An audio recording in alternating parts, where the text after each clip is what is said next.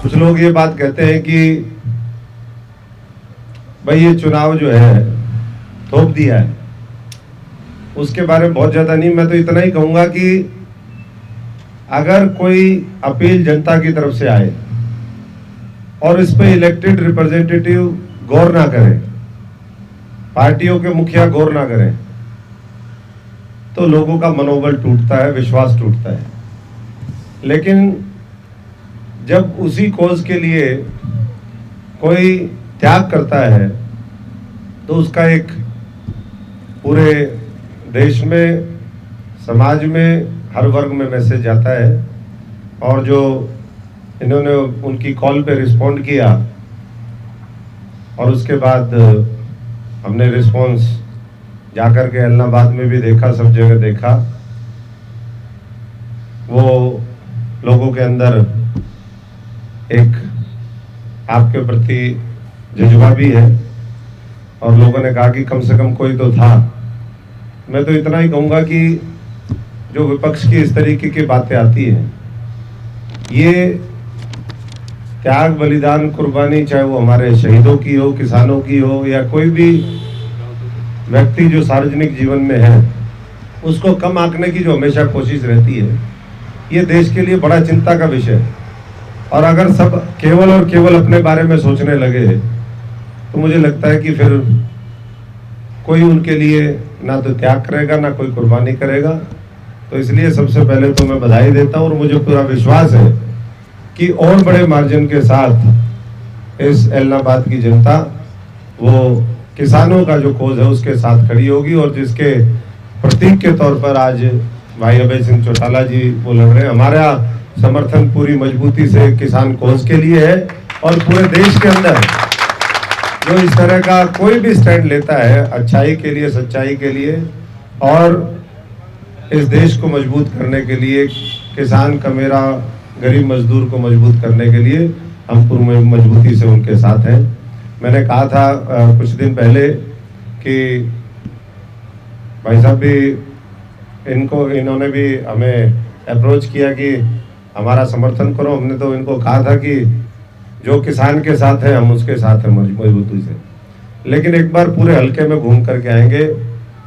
6-7 दिन में घूम करके आया, सारे गांवों में मेरा पुराना ये हल्का रहा है। 8वां चुनाव में देख रहा हूँ, 2 बाई इलेक्शन, 3 विधानसभा के जनरल इलेक्शन, 3 मैंने खुद चुनाव लड़े हैं। और इसलिए सबसे पूछना भी जरूरी था। और सबसे पूछने के बाद मेजोरिटी जो है उसका मत यही था कि हमें आईएनएलडी को सपोर्ट करना चाहिए, क्योंकि उन्होंने किसानों को सपोर्ट करने का काम किया है। हैरानी है कि भाजपा के लोग और कांग्रेस के लोग दोनों इस किस्म की भाषा बोलते हैं कि इनके अपने राज्य में विकास नहीं हुआ। आप जनता से जाकर के पूछोगे तब आपको सारी बातें, सच्चाई आपके सामने आएगी। यहाँ पे जो आज नहरी पानी लगता है लोगों के खेतों में, वो टोटल देन 2000 से 2005 की है। ये तो टोटल बिरानी इलाका था, यहाँ तो पानी था ही, एक बूंद पानी नहीं था। ये तो चौधरी ओम प्रकाश चौटाला की एक सोच थी, इस गंगर नदी के पानी को भी उन्होंने रोक करके एक नया ओटू का जो है नया डैम बना करके, ओटू पे एक नया ओटू बियर बना करके उस पानी को रोक करके लोगों को पानी दिया, जिसकी वजह से आज यहाँ धान की फसल होती है। ये जो सेम आई है ये 2005 में नहीं थी। इससे तो कांग्रेस का राज बनने के बाद, कांग्रेस का राज बनने के बाद ये सेम आई है। चल रहा है। ये तो कांग्रेस के राज के बाद जो है सेम आई है। और 10 साल लगातार कांग्रेस पार्टी का राज रहा। कांग्रेस पार्टी ने इसकी तरफ कोई ध्यान नहीं दिया। उसके बाद 7 वर्ष बीजेपी की गवर्नमेंट हो गई। बीजेपी जो सेम की समस्या का बात करती है, पीने के पानी की समस्या की बात करती है, हमने तो वाटर वर्क्स बना दिए थे। ये कम से कम जो उनमें लीकेज है उनको तो ठीक करा दे। कम से कम बीजेपी ये तो इस चीज़ के लिए माफ़ी मांग ले कि हमने 7 वर्ष में इस इलाके की अनदेखी करी है, हमने इस 7 वर्ष में यहाँ पे कोई काम नहीं किया है, केवल लोगों को गुमराह किया, झूठ बोलने का काम किया।